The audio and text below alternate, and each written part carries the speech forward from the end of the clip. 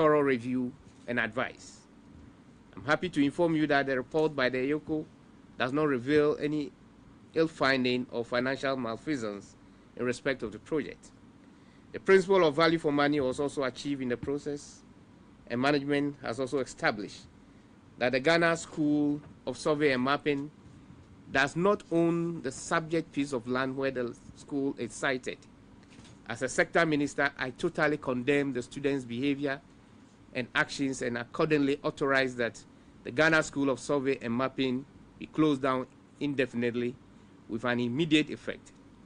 And students are directed to vacate the school premises and the hostel facilities with immediate effect. In addition, I direct the management of the Land Commission to ensure that the staff who are teaching at the school be reassigned to other duties that will effectively support the agenda to reduce the turnaround time in the land registration in the country. All right, so we have been joined in studio by the president of the SRC for the School of Mapping and Survey and Mapping, to find out why they think that the minister's directive is not in favor of the school and that the students' body is resisting what he has, the directive he has given.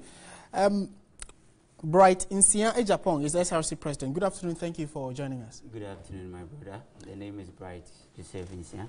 Okay. Now, I mean, the minister was very clear on what he wanted to be done as they investigate and get to the bottom of the situation. Close down the school, students should go home, lecturers or teachers should be reassigned. And you're saying no. Why? Yeah, thank you very much. We believe that over the years, the school, has been neglected in terms of facility and in terms of administrative-wise. Why do we say so? Because remember last 2 years, somewhere 2015, this same issue came up. TV3 were there to take the coverage. We presented a petition to then the minister, Honorable Neo Samuels. As we speak now, we've not had any response from the ministry. And the Lands Commission came to the school premises and they came to promise the leadership of the students that they are going to look at our petition and respond to us accordingly. What was your petition? What was entailed in your petition? Yes, the content of our petition outlined the various challenges that we were facing as students' body, and then against the illegal ejection of students, the relocation of students. We believe that adequate provisions are not in place to relocate the school. Wait, relocate the school or relocate the students, and to where? And why has there been the need for the relocation? Do you know?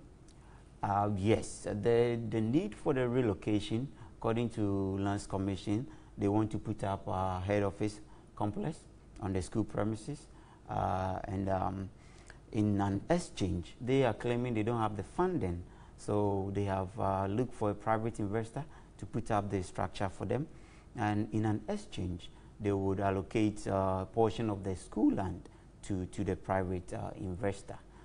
Somewhere February this year, we had a chance to meet the minister at the lands when he was being appointed by the president. They organized a mini deba for him. We raised this same issue about the sale of the land. Honorable Peter Amawu told us that he would want to meet the student leaders and the stakeholders involved concerning this same issue before, if he would allow the ongoing of the work, he would do so. But since then, we have not, heard anything from the Honorable Minister. Last Tuesday, 2nd of May, we have finished him with a copy of our petition. We had a press conference on 2nd of May, and we still haven't heard anything from the Minister. Only to hear yesterday in the evening that students are to vacate the school premises with immediate effect. Okay. To where? Well, there certainly was a reason why he must have called for it. Were there clashes? Was there any kind of chaos on campus? Thank you very much. I remember vividly that during the May Easter holidays, we saw the ongoing of construction works by the contractor. So as student leaders, we approached them and we asked them what was the issue, because we have submitted a petition and that is awaiting response. So why in God's name would they come to do a work without, communicating to us? So we stopped them. Just right after that action, the contractor came in with lanyards onto the school premises with motorbikes and all of that, smoking all over the places. When students, you know, ask them and question them, they say the land is not for the school, and that is only so it is not out of place for the minister to say that, look, to settle all of this, let the students go home, let teachers be reassigned, let us get to the bottom of this. Then we can take, you know, the necessary appropriate steps so that students like yourself and your colleagues can get a peace of mind to study. Yes, very well. We are stakeholders in this issue. We are stakeholders. So your problem is that they didn't consult you before the decision was taken? They didn't. Over the years, they didn't. Okay. All right. Certainly, this is an unfolding story. The minister has given his directive. The students say they are in disagreement. We'll see how it unfolds. School authorities are also yet to comment on it. But when we do get the latest on it, we'll keep you posted as well. But we've been speaking with Bright Ejapong. Joseph Insia. Joseph Insia, yes. Bright Joseph Insia. He is the SRC president for the School of Survey and Mapping. And he's been in studio to give us an update on that. Thank you very much for your time.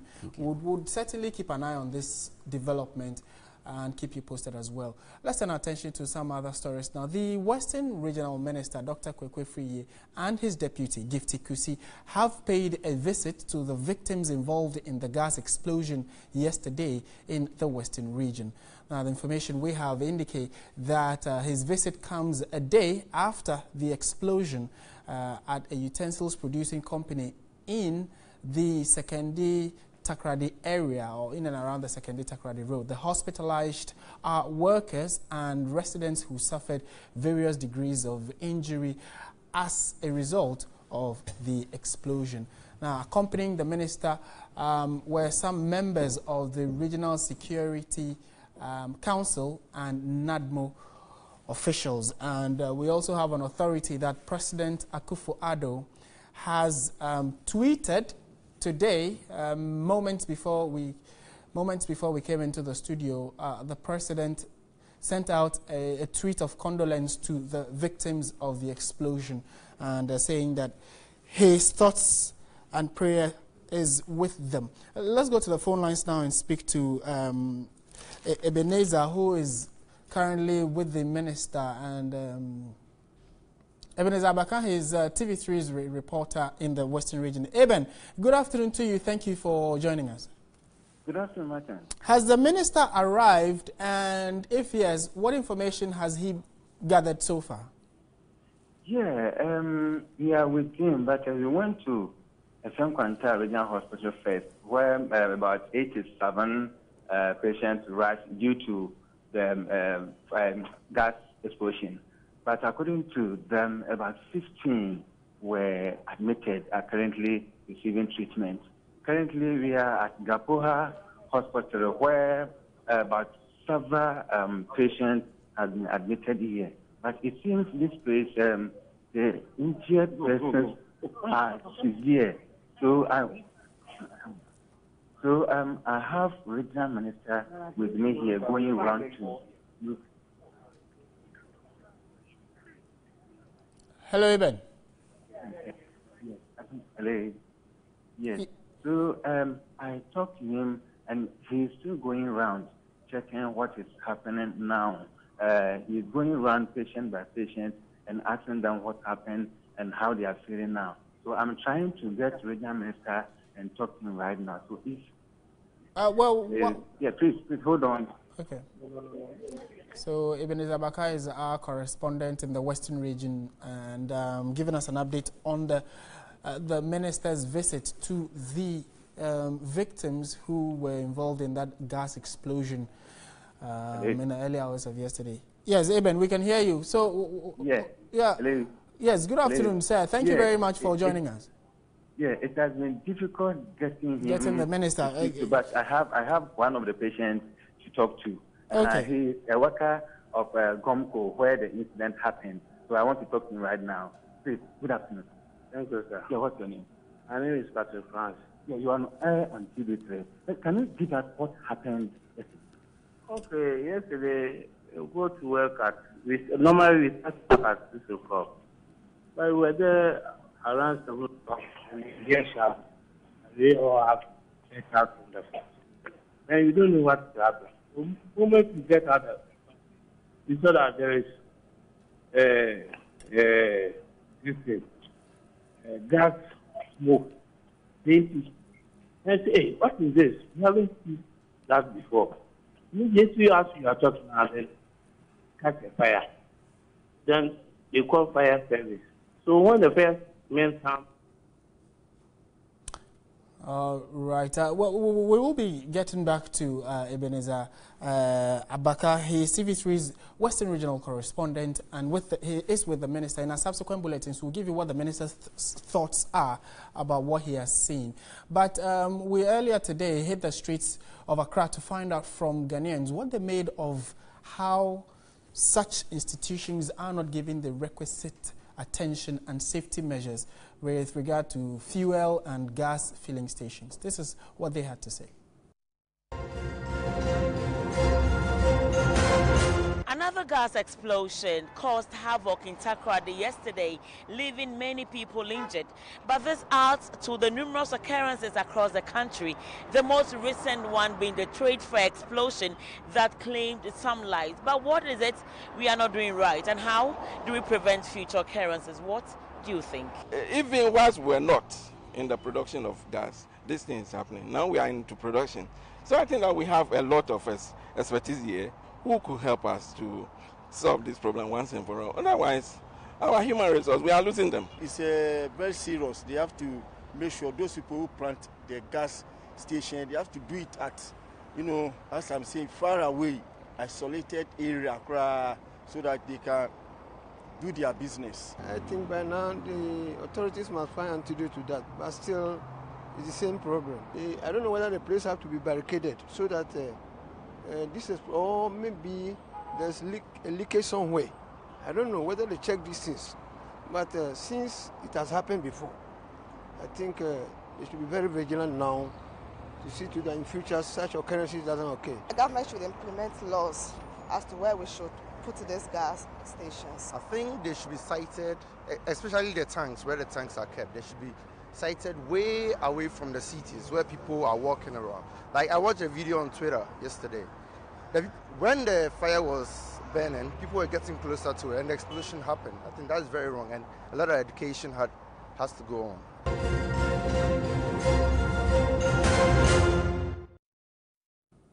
All right, so those are the thoughts of Ghanaians about the siting and placement of some of these filling stations.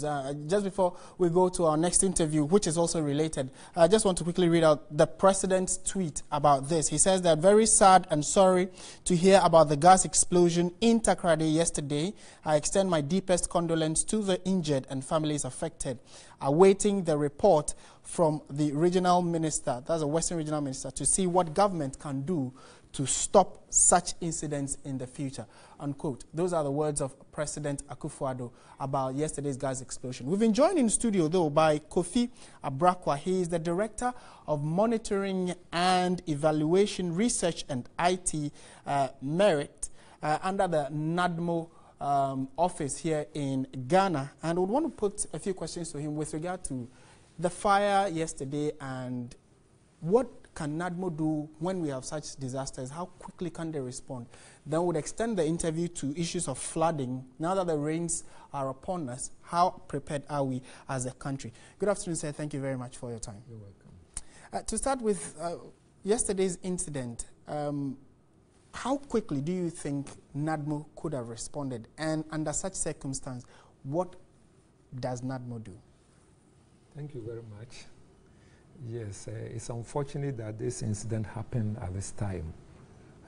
Quite unfortunate. But in issues like this, NADMO doesn't work alone. We have our collaborating agencies like the Ghana National Fire Service, Environmental Protection Agency. So all of them have a stake in the management of such an event or hazard. NADMO, our duty is to coordinate resources for the management of such incidents. This particular program situation is coming at a time when NADMO has started a process or a program of leading a national stakeholder monitoring activity of all the gas filling stations and the tanker yards. We have written to all the relevant institutions for us to draw a program and a checklist to go out there and assess the disaster risk reduction compliance levels of these tanker yards and gas filling stations. It looks like a concern many have raised, looking at the fact that filling stations or fuel stations seem to be sited within residential areas, or probably they are sited, then people later come and settle around it. When you raise these concerns, what kind of feedback do you get? Yeah, these have been concerns. Yeah, sometimes, as you rightly said, they are sited elsewhere. Environmental Protection Agency will assess that it's a safe place, but settlement will just get there. Other places, we are not too sure as to why such permits are granted, because you see clearly that they are in certain settlements within where people are close by. Yeah. But then, that is why we are making this sort of assessment. We want to know what informs such permits and also how we can reduce disaster risk in this direction, because the spate of filling stations, gas filling stations, catching fires are becoming so many. Okay. So we want to do a holistic assessment so that we can have a holistic approach to dealing with it. Yes. Okay. Let's now bring you to issues of flood and preparation towards it, and then in case it happens, how safe can we be as residents of, or citizens of the country? What is your plan as we speak? Because the rains have been upon us for at least a month and counting. Yeah. First of all, in dealing with floods, there are about 3 ways we can deal with it. One will be mitigating measures. That when we cannot prevent the floods from coming, especially if it's a natural cause. So we have to deal with it in such a way that we will mitigate the impact. We'll mitigate losses. We'll reduce the losses to the barest minimum. We also will have to take preventive measures where the cause of the flood involves human factor or human activity. Then we reduce the human activity that induces flooding. Then we also have risk reduction measures that people are located in places that make them vulnerable. Okay. So we reduce the vulnerability so as to reduce the risk. Okay. As at now, we have flood safety tips that we are rolling out to the public, especially to schools, for them to know what to do before, during, and after floods. Okay. And is this a program you are yet to roll out, or is already a campaign that is out there? Yes, it's a campaign that is already out. Yes. And from the look of things, a few months ago, NADMO came out with a directive of places people should move to, which were more or less like high ground, safe grounds when they have floods. Has that program been cancelled or is still in force? And which areas are these, if you can help us? Yeah, it's still in force. In fact, all over the country, we have identified what we call safe havens. So the safe havens can be churches, if the churches are on higher grounds. They can be schools that are on higher grounds. So, for example, Achimota School is a safe haven because it's on a higher ground. So, all those places that are on higher grounds, but sometimes we cannot use force to tell people to move to a locality. We have to have a memorandum of the understanding with the owners of the places, and then have rapport with people so they can move there. So we have identified safe havens. There are many, so it's difficult to mention them okay, here. But how is a campaign of getting people aware and alert in terms of where to go when the floods come? Yes, we have our zonal officers down there. So they are doing the public education. Down there within the localities or the communities. So they will, in fact, we have asked them to give even evacuation notices. When they monitor the floods and they are coming at a level, they will have to give them evacuation notices so that they can move. Okay. It's a little tricky for me. Should the floods come, then they are, I mean, should the rain start, then they are told to move, or just when the clouds gather, they move? And at what point would you say, well, this would not flood, so you can stay at your various homes? How do you measure? Yeah. You see, if you are living in a flood-prone areas, an area that is liable to flood, what we tell them to do is that you know the place and you know what volume of waters can cause flood. Sometimes using the natural early warning, they can look at the weather, and some of them are able to determine the level of the flooding. Some of them are able to use what you call the toad or the flock, the movement, and even the cloak for them to determine what will happen. So we ask them to rely on those traditional early warnings.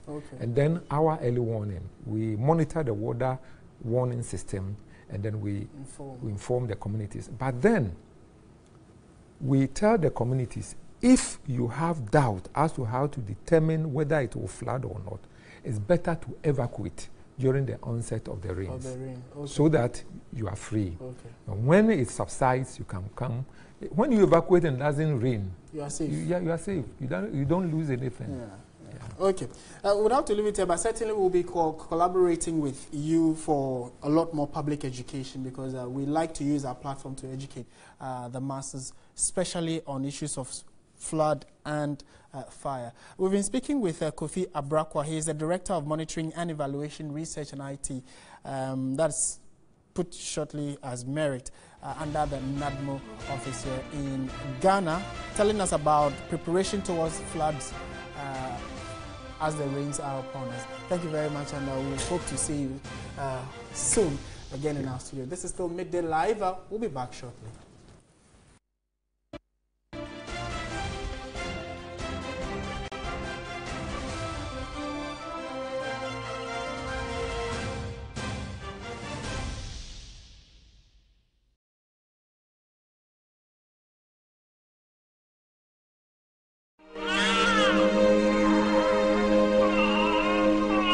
www.3news.com for all your reliable news.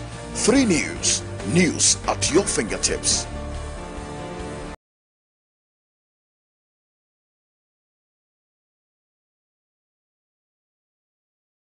Motivating,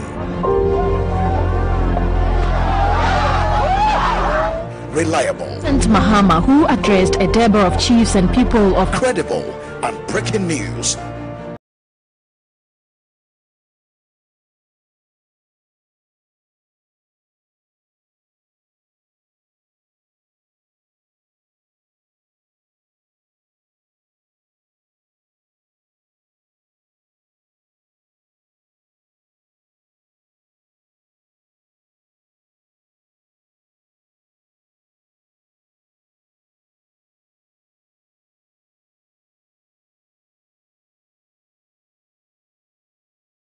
Motivating, reliable, President Mahama, who addressed a number of chiefs and people of credible, and breaking news.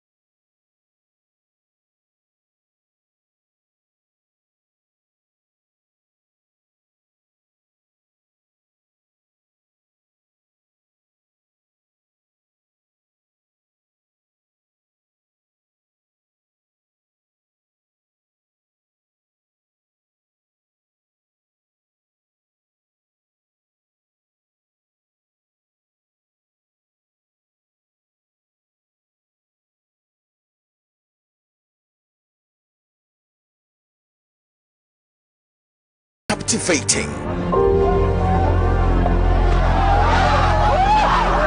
reliable. President Mahama, who addressed a Deborah of chiefs and people of credible. Thank you very much for staying with TV3. This is still Midday Live, and the picture behind me tells you what our next topic will be. The banter between Otiko Jaba and Bugri Nabu. Now, members of the National Council of the New Patriotic Party are meeting later this evening to decide on the fate of Gender, Children and Social Protection Minister Otiko Afisa-Jaba and the party's Northern Regional Chairman Bugri Nabu. Now, the NPP's regional chairman, Bugri Nabu, disrupted a meeting chaired by the Gender and Children Minister, that is Madam Otiko Afisa-Jaba, with some women in the Northern region. The party's acting General Secretary, John Buedu, says the National Council has the power to make a definite decision on the two members of the party. We have a National Council meeting today.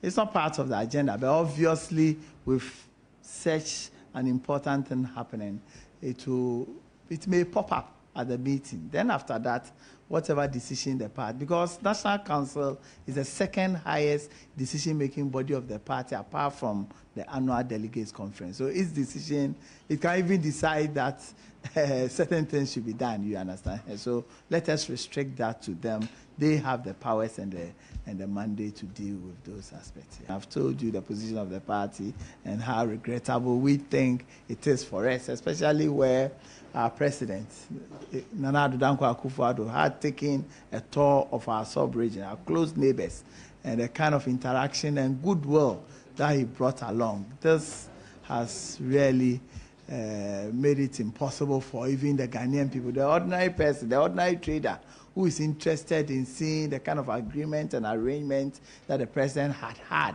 with his neighboring presidents, and to ease their trade and all that, have been buried, and you are also not interested. And I think that it is important that after a major decision has been taken, you know what the party's position really is. All right, so whatever comes up after that meeting, we will let you know here on TV3. All right, so we are swinging straight to the Ashanti region, where the President, His Excellency Nana Addo Akufo-Addo, is in the region to launch the new mall that was constructed a few weeks ago. I mean, on social media, quite a number of people have, laughed at how the reaction has been with regard to that mall. And we're going to the region to speak to our correspondent, who is also at the launch.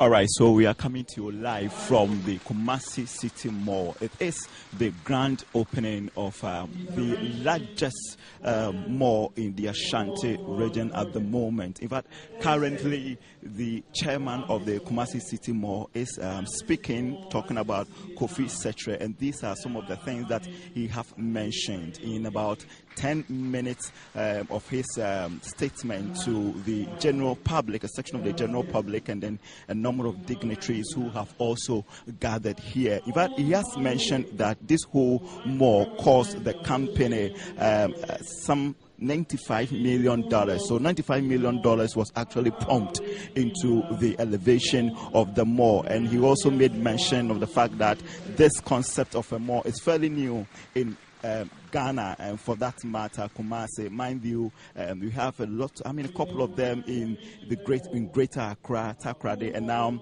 Kumasi City Mall. He also paid tribute to to Owusu Echao.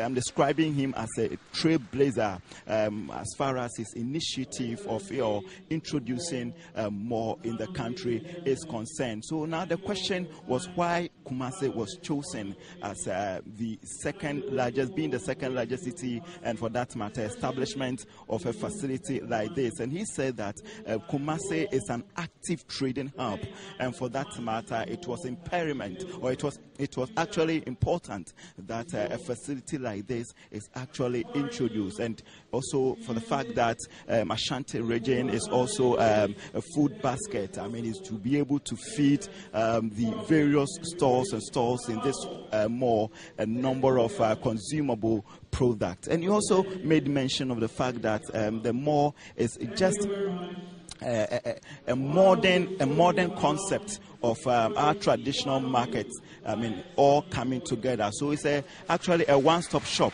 for the various consumers in the Ashanti region. But I must say that a number of dignitaries have turned in.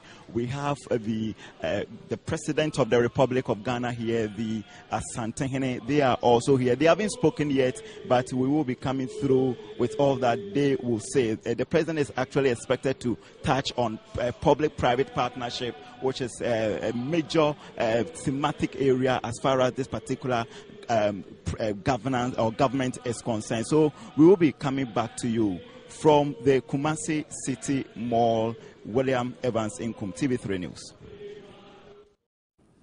All right, thank you very much, William Evans Inkum, TV3's Ashanti Regional Correspondent. And I will bring you what the President said, what Otumfuo said at that particular program. So, I mean, a lot of euphoria greeted the opening, the initial opening. So this is the official opening. And people laughed at our friends and loved ones in Kumasi, some saying they didn't know how to use the elevators. And I think that it was just a first time for a few people. So it's quite understandable with names like Kumasi Accra Mall trending and all of that. But I'm sure in the coming days, we'll be able to make our way. This woman will take forever to get upstairs. All right. I just love my country. I just love how we're able to make fun of ourselves and ease the tension that builds up at certain times. And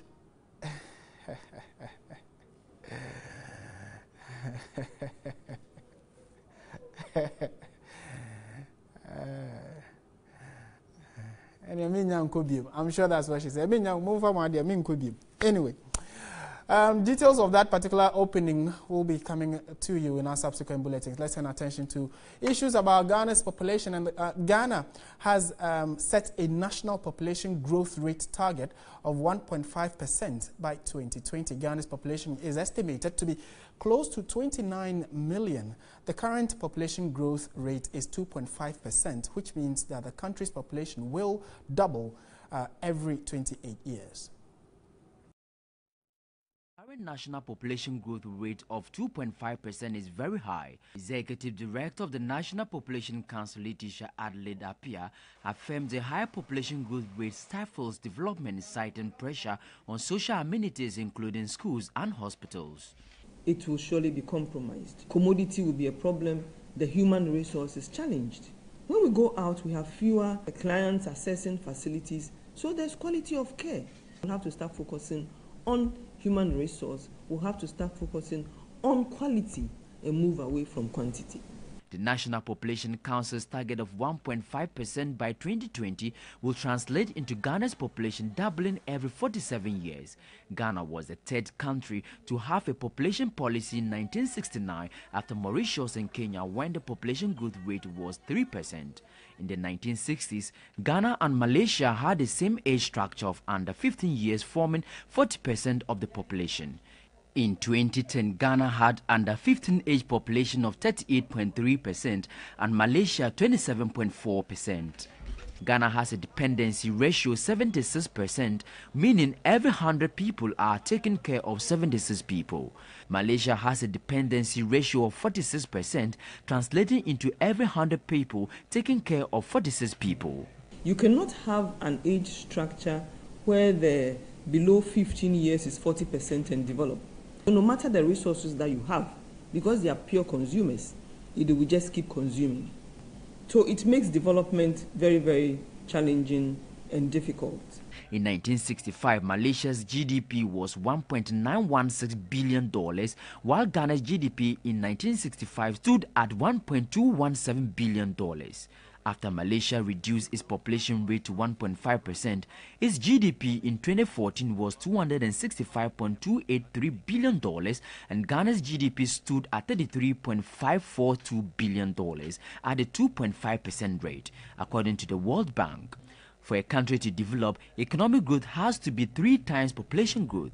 Ghana currently has economic growth of 3.5% as against population growth rate of 2.5%. I think for us to really solve our problem, we have to actively reposition family planning. Letitia Adelaide Appiah indicated the need to set targets and abide by them for accelerated development.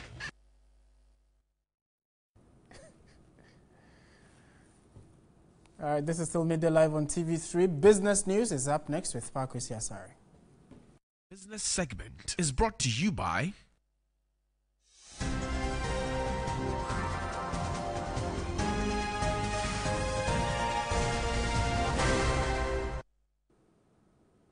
Hello, very good afternoon to you. We bring you the very latest in the world of business. My name is Pakwesi Asare. In our very first story, people who consume vegetables, especially from urban farmers, may be causing more harm to themselves because the water used is highly contaminated. That's according to a senior scientist at the CSIR Water Research Institute. Consumers expect their salad fresh. Health experts are recommending changes in lifestyle, so people are encouraged to take lots of vegetables. But these vegetables, there is much concern about the vegetable farms that we have in the urban areas and the kind of water that they use in watering these vegetables. I am here behind the CSIR, and there is a big farm here, and this is a major source of water for farmers here, especially in watering vegetables. A borehole provided for farmers here has been abandoned, but they have devised a means of collecting water from open drains to water their vegetables. This, Dr. Colin Stay, a senior researcher at the Water Research Institute, says it's dangerous. Most of the urban agricultural farmers use water that are close to the washing base, and so they will tap the water downstream. And these waters have been used to wash cars and all that, and then therefore we know that these waters contain oil and grease, total petroleum, hydrocarbons, and the rest. Now let's not forget that the vegetables contains a lot of fibers, and these fibers accumulate a lot of these petroleum products. He noted a study he conducted in 2008 and published in 2009 was even more worrying. Okay. The pHs, we know they are carcinogenic. And therefore, once it is taken into the human system, it affects our organs and therefore lead into the cancers that we all know about. Samadu Suleiman and his father have been working on this farm close to the Ghana Broadcasting Corporation for 20 years and have dug this pond for water. Another farmer at Roman Ridge, Kasim Ahmed, has been working on this farm with his brother since 1994. They are asking us, but when they come here, we are telling them when they buy, when they go back to the house, they for wash it again. I know they say we get pipe water, but that's why I'm telling you, we are facing a water problem. An environmental microbiologist with the Water Research Institute, Mark Osa Akron, whose research looked at wholesomeness of water used by these farmers, say lectures from such vegetable gardens are highly contaminated. So from the study that I carried out, the results showed that most of this water that is being used in irrigating these vegetables, they are contaminated with fecal coliform and the lettuce as well.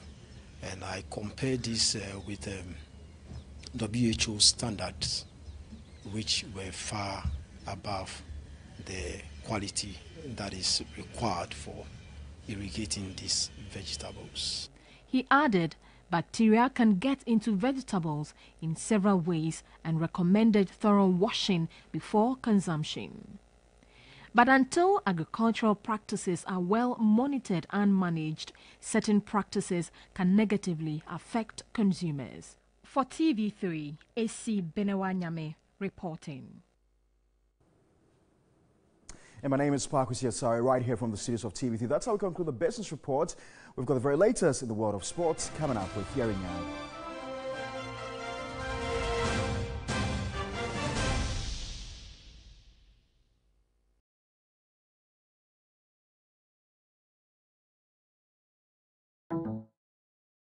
On Star Times, live matches from Bundesliga, Serie A, Ghana Premier League, and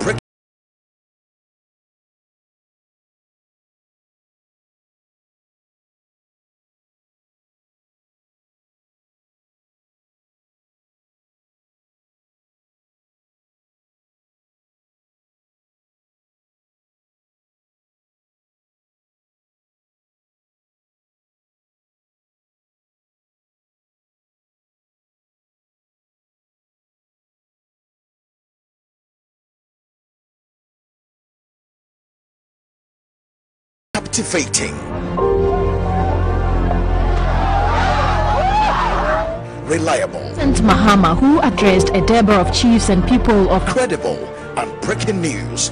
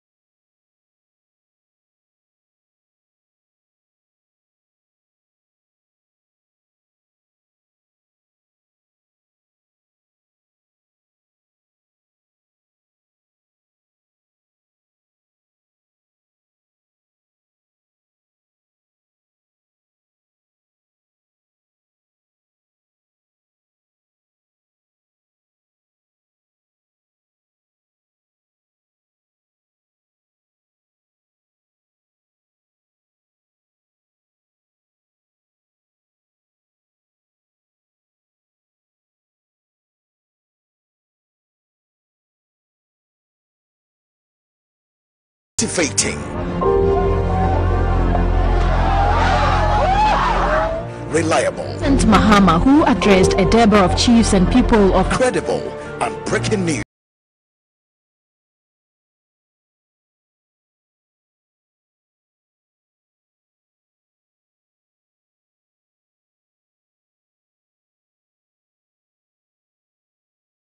Visit us at www.3news.com for all your reliable news. 3 News, news at your fingertips.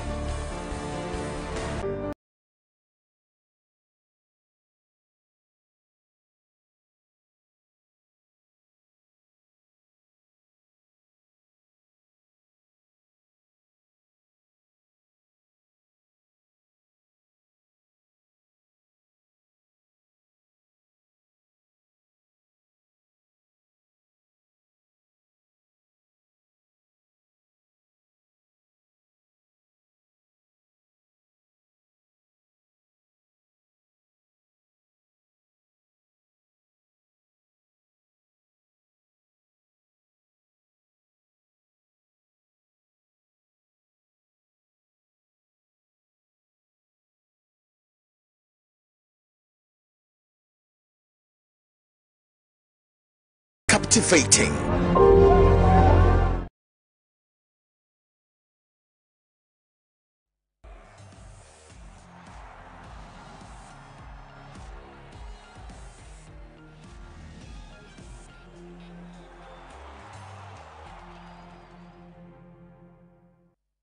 Time for sports now with me, Thierry Nyan, and have a very good afternoon. But let's start off with Kumasi Asante Kotoko. The club's management, through head of legal affairs, lawyer Yao Boafo, have confirmed to the club's official website that Stephen Pollack will be Kumasi Asante Kotoko's head coach until the end of the 2016-2017 Premier League. Yao Boafo, who is a lawyer, also revealed that although contract papers are yet to be formally signed, Kotoko and the Englishman have reached an agreement to work. He reiterated that Pollack's job is clearly cut out for him. He would have to restore the waned confidence of the players, bring back enthusiasm in the organization, and play while winning and largely reviving Kotoko's fortunes in the league. Pollack, who holds Finnish citizenship, will take over from the departed Zdravko Lugarisic after acting boss Frimpong Manson failed to arrest the club's slide.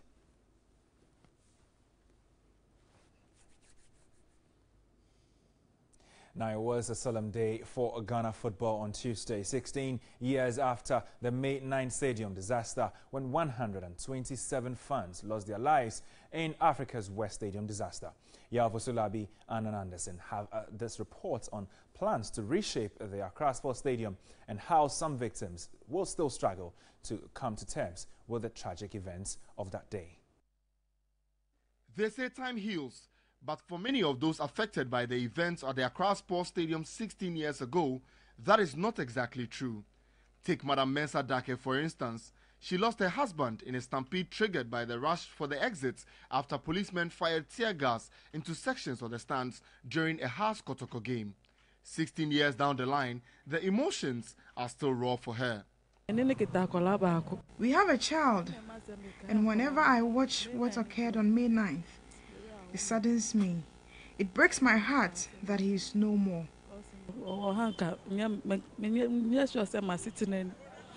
Other survivors of the tragedy have dealt with the pain and loss differently. Many members of the Supporters Union Chapter O lost their lives, but many of those who survived still sit in the same stands every day. Aziz Futa is one of them, and while he concedes the stadium is much more user-friendly these days, he insists a lot more can be done. It's better than before because the exit is too bad. But now you can see that we have about 10 or 11 exits. But before it wasn't so many. This is our home. This is where we belong to. It should be a safe, for an exciting place anytime we come. The deep soul searching triggered by the tragedy continues to go on till date. Part of that is to continue to make stadiums in the country safer, according to the Minister of Youth and Sports, Isaac Esiama. The stadium has been neglected for almost 9 years without maintenance. So we are considering a possible closure of this facility to ensure that we do proper maintenance work to protect lives and property. After the tragic event of May 9, we owe it as a duty to ensure stadiums never become death traps. Now, the FIFA Council has ratified that Africa will get 9 automatic places when the World Cup expands to 48 teams in 2026 at its meeting earlier today in Bahrain. The continent currently has 5 spots. Reliable. President Mahama, who addressed a Deborah of chiefs and people of credible and breaking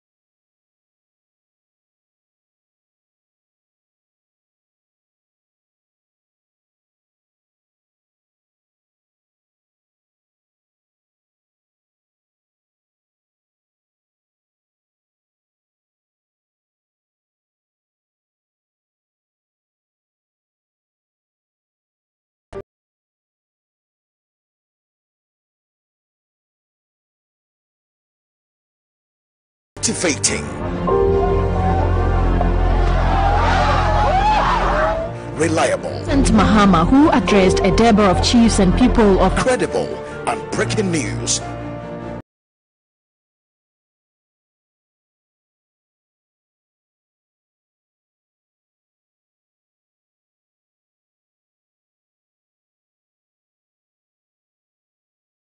Us at www.3news.com for all your reliable news.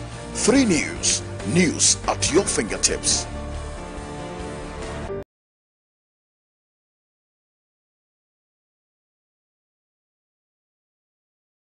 Captivating.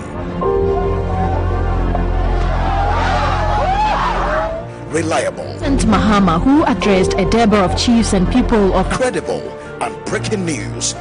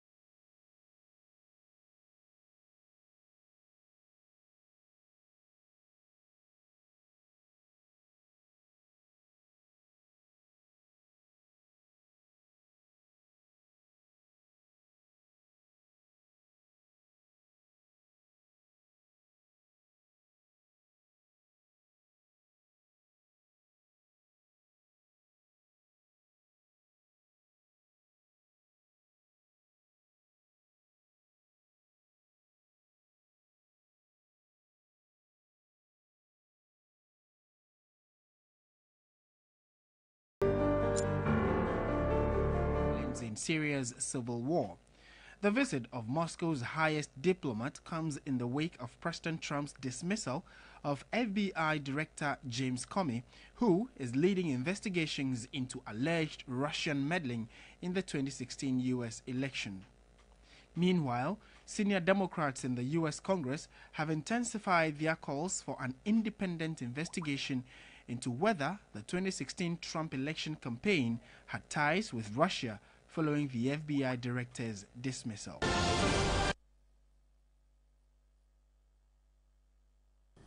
Time for entertainment news.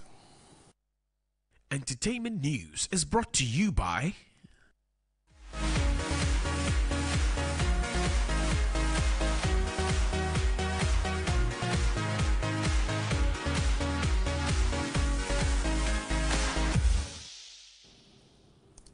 And we just want to bring you highlights of major entertainment stories around the world.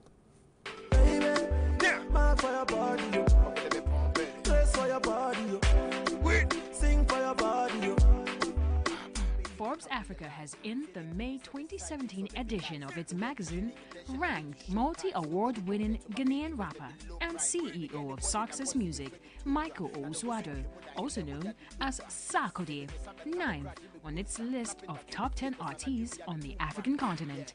Sarkodie joins a list of other powerful African artists, including Wizkid from Nigeria, Davido from Nigeria, Hugh Masekela, South African. Sarkodie has entertained many music lovers over the years with his debut album and first single, Baby, among other favorites. For your mind. I got really bomb it. Now, to my niggas on the block, y'all. 1, 2, 3, break it on, y'all. Ghanaian actress and movie producer Salma Mumin has been signed as the official ambassador for Los Angeles-based the PH8 Foundation. In an official document signed by Mike Angel, CEO and founder of the foundation, the actress is said to have proved herself a worthy trustee to expand their mission further in Ghana. Baby, I've been searching for my only one, and you made me feel like now my life has just begun. Nigerian musician Banky W is set to tie the knot in November with his actress lover Adesua Etomi. Days after the couple announced their engagement, Banky W and Adesua Etomi have celebrated their marriage introduction ceremony with numerous pictures on social media. Banky W, who had previously said he would keep his marriage away from the social media, cannot hide his excitement and has already set a hashtag #BAD2017 for their wedding. Baby, I was made for you.